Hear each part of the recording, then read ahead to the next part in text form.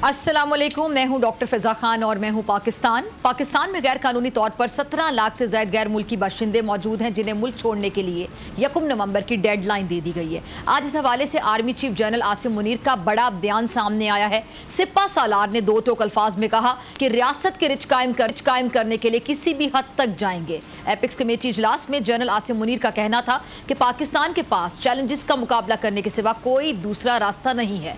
निगरान वज़ीर दाखिला सरफराज बुगटी ने प्रेस कॉन्फ्रेंस में दावा किया कि पाकिस्तान में हालिया दहशतगर्द कार्रवाइयों में ज्यादातर अफगान बाशिंदे मुलव्विस हैं। अभी 3 रोज पहले ही पाकिस्तान समेत इलाकाई कई जो मुल्कों ने अफगानिस्तान से एसके पसंद ग्रुप खत्म करने का मुतालिबा किया गया था और अगस्त 2021 में तालिबान हुकूमत आने के बाद से पाकिस्तान के मगरबी इलाकों में दहशतगर्दी कार्रवाइयां तेजी से बढ़ी भी हैं। सिविलियन और अस्करी क़यादत पुरअज़्म है कि मुल्क दुश्मन कार्रवाइयों को हर सूरत रोका जाएगा और इस सिलसिले में कोई नरमी नहीं बरती जाएगी। अच्छा, दूसरी जानिब मुस्लिम लीग के रहनुमा राना सनाउल्लाह साहब ने प्रेस कॉन्फ्रेंस में कहा है कि नवाज शरीफ वतन वापसी पर आगे पेश होंगे।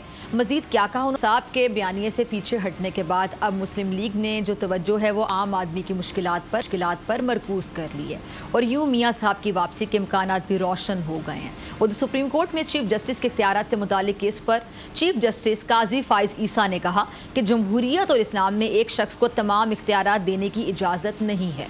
उन्होंने कहा कि चीफ जस्टिस नाकाबिल एहतसाब कैसे हो सकता है। इन मौज़ूआत को आज हम प्रोग्राम में ज़ेरे बहस लाएं। सब्सक्राइब करें और बेल दबाएं ताकि कोई खबर रह न जाए।